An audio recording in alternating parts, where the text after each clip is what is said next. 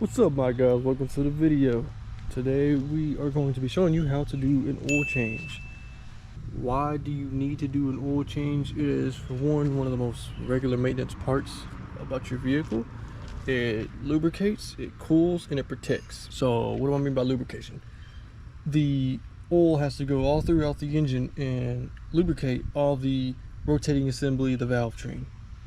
If you fail to do your routine maintenance, which can lead to major engine damage, which is why you see a lot of engines being replaced, is due to lack of maintenance a lot of times. What do I mean by protect? It keeps the engine from failing due to lack of maintenance. That's all it really does to protect the engine. What do I mean by cooling? Well, if you have no oil, you're going to have super high oil temps. Technically, you're not going to have any, but the oil also keeps the engine cool to an extent. I mean, most of it's due to coolant. It can also help lubricate it. Oil changes can also be from as early as 3,000 miles all the way to like 10,000 miles, depending on manufacturer. Why do I say 3,000 miles?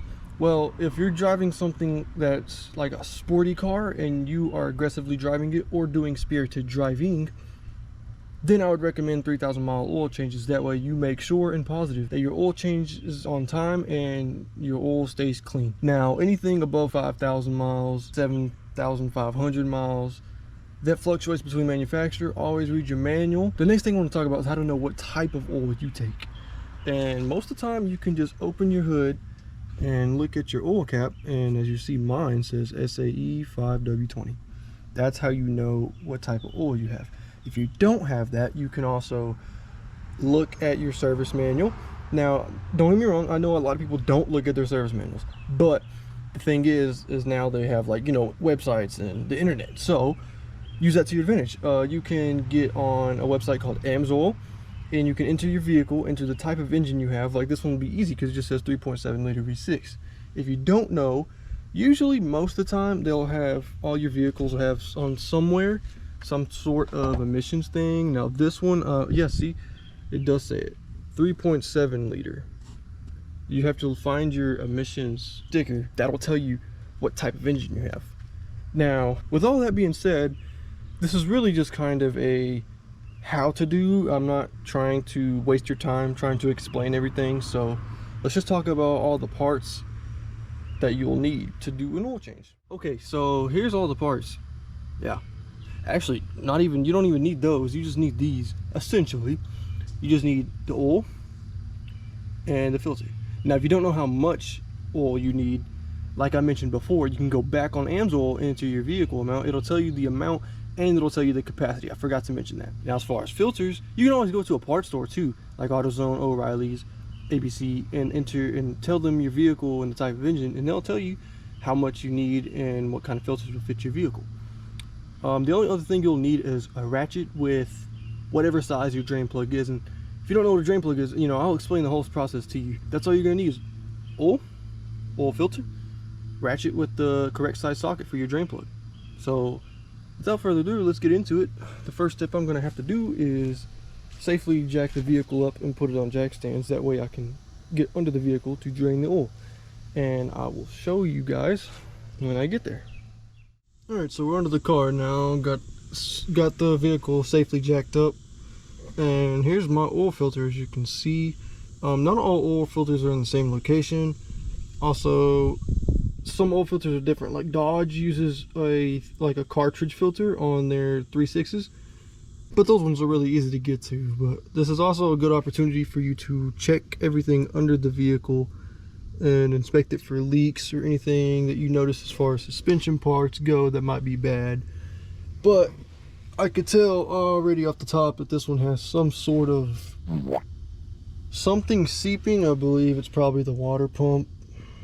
I don't know. I'm gonna have to do some further looking into it. But like all vehicles are all pretty much the same. There's the drain plug, and how to tell that apart from the transmission is simply it's the drain plug that's closer to the wheel tires. That's how I would put it. Not all drain plugs are the same either. Like Ford uses a plastic one that's like yellow for their Ford trucks. Most of them are just going to be a socket. You just put a socket on it and it's just a regular drain plug. Dodge, on this one's particular, since it's a Dodge, it's a 13 millimeter. All you got to do after this is loosen that bolt, take it out all the way, and as soon as it takes it out of the way, all the oil drains, and let it sit there and drain, and you'll see that just in a moment.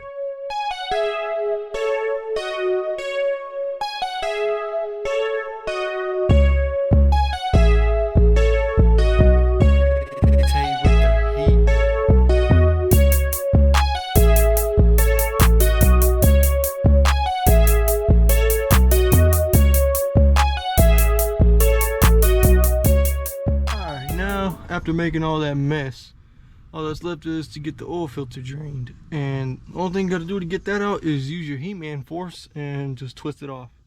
The thing is though, is when you untwist it, it'll seep a little bit of oil out, and then you can untwist it all the way. Some more oil will end up draining out of this, so just fair warning. But that's all you got to do for this, and after that you're pretty much done. Just put the new twist the new filter on, make sure it's tight, and then we'll go from there. This is also just another quick tip. Yeah, you should always coat the O-ring with some oil, like either the brand new one or the one the oil that's coming out of the vehicle. Either way, any oil is better than none. Just because if you don't, you can still put the oil filter on and everything, but when you go to take it off, it's going to be either like extremely tight, or like when you take it off, when you finally get it off, this O-ring is going to stick to the oil cooler, which is where these mount to. And I mean, it's not a big deal, but it just makes it easier when you do the next oil change, instead of just having a super, like, overly torqued oil filter that just gets real stuck on there, because that can turn into an issue, especially when you're working under the vehicle. There's not as much room, you know. So that was just a quick tip, is to just use some oil, either the new one or the old one, and put it around this O-ring, and that'll help too. So, fixing to go put this on, and after this is on, I'm going to show y'all the only last thing you got to do to complete your oil change. Alright, I got the oil filter on, everything's good to go now. Here is the old filter that was in the vehicle, but now the only thing you actually really have left to do is to take off the oil cap, put a funnel in there, and put your brand new oil into your vehicle. Well, I guess really engine. But wow, this is on by like Hercules. But see, take the oil cap off and put a funnel in there, and you'll end up filling up with engine oil. Alright, so I got all the oil into the vehicle. Now the only thing you have left to do is to turn the vehicle on, let it run for about 10 seconds, and then shut it back off. If your vehicle has a maintenance reminder, be sure to reset that before you turn the vehicle on. I mean, it's no biggie if you accidentally forget. It's just that it'd just be easier to just reset it than do it. But like I said, reset your oil maintenance reminder if you have one, and then turn it on for about 10 seconds and then shut it back off. You check the dipstick, engine oil dipstick, and just make sure your level is within where it needs to be. And so I'm fixing to do that, and then I'll show you what I mean as far as checking the dipstick. Okay, so I just let it run for, you know, my 10 seconds. The only issue that I'm gonna have is with it being on a slant, since I got it on jack stands right now at the moment. It's probably gonna show just a little less than what it calls for, but I'm still going to pull the dipstick and check. So, and then you just pull dipstick straight out, and then take a quick glance at it, make sure oil looks clean, which it is. So wipe it after, stick the dipstick back in, pull it out, and then we are exactly where it needs to be. I don't know if y'all can tell, but there is most definitely oil in the safe zone, right where it needs to be. So there you go, you've completed your oil change. Now this is also a great time to go ahead and check your other fluids, like your coolant and the overflow reservoir and the radiator, and then check your wiper fluid. Just take a quick glance at your brake fluid, make sure it's at the level it needs to be. Also check your air filter, and if you have one, a cabin filter.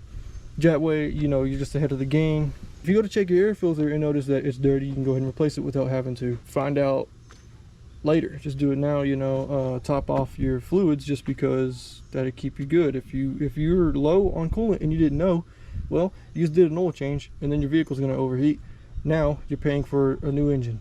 You know, just simple things like that that'll keep you out of the shop and keep your engine running healthy and everything operating like it's supposed to. But that's pretty much it for this video, guys. I appreciate you guys so much for watching, and you all have a blessed day.